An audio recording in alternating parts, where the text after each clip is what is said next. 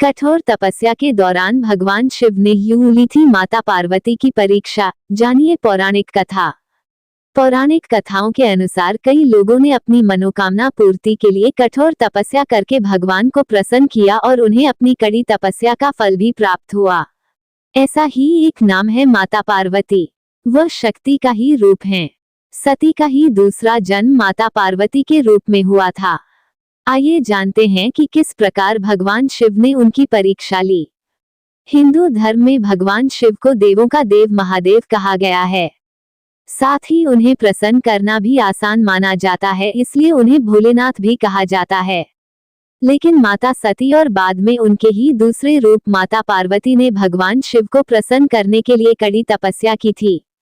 आइए जानते हैं कि कैसे माता पार्वती ने भगवान शिव को कड़ी तपस्या से प्रसन्न किया। माता सती भगवान शिव की पहली पत्नी हैं। वह प्रजापति दक्ष की पुत्री थीं। राजा दक्ष ने अपनी तपस्या से देवी भगवती को प्रसन्न किया, जिसके बाद माता भगवती ने ही सती के रूप में उनके घर में जन्म लिया। देवी भगवती का रूप होने के कारण सती दक्ष की सभी पुत्रियों में सबसे अलौकिक थीं।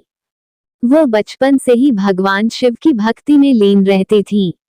सती ने भगवान शिव को अपने पति के रूप में पाने के लिए सच्चे मन से उनकी आराधना की थी।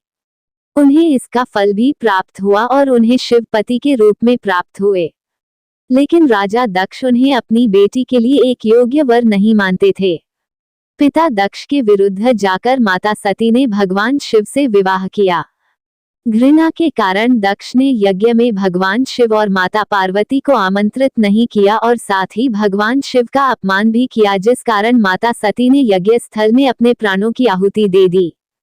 माता सती ने अपना शरीर का त्याग करते समय संकल्प किया था कि मैं राजा हिमालय के यहाँ जन्म लेकर शंकर जी की अर्धांगिनी बनूं।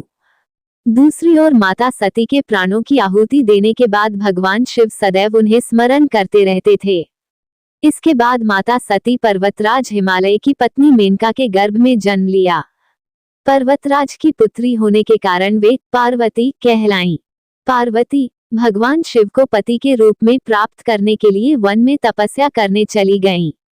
अनेक वर्षों तक कठोर उपवास और घोर तपस्या के बाद भगवान शिव ने उनसे विवाह करना स्वीकार किया। तपस्या के दौरान भगवान शंकर ने पार्वती की परीक्षा लेनी चाहिए। उन्होंने परीक्षा लेने के लिए सप्तऋषियों को पार्वती के पास भेजा। उन्होंने पार्वती के पास जाकर उसे यह समझाने का प्रयास किया कि शिव जी औघड़, अमंगल वेशधारी और जटाधारी हैं और वे तुम्हारे लिए उपयुक्त वर नहीं हैं। उनके साथ विवाह करके तुम कभी सुखी नहीं रह सकती। साथ ही माता पार्वती से ध्यान छोड़ने के लिए कहा। लेकिन पार्वती अपने विचारों पर दृढ़ रहीं।